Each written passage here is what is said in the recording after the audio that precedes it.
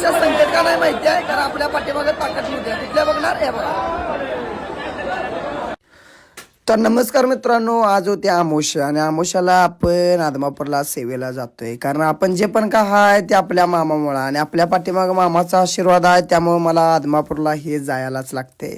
आणि आमोशा म्हटल्यावरती गर्दी बघायची, नुसती गर्दी. या बघा, हे आहेत मामाचं सगळं सेवेकरी. या सेवेकऱ्यांच्या वरती मामाचा लय मोठा आशीर्वाद आहे. आणि आदमापुरात जाणार आणि मामाचा भंडारा लावणार नाही असं कधी होणार नाही. या कपाळावर मामाचा भंडारा लय शोभून दिसतोय. कसा आहे? हा, मामा म्हणजे आपले सर्वस्व आहेत. आणि बारक्या पोरांसकट ते लहानासकट सगळी मामाची सेवा करत असतात, कारण मामा कुणालाच नाराज करत नाहीत. या हरलेल्या मनाला आशा देणारं नाव म्हणजे संत बाळूमामा.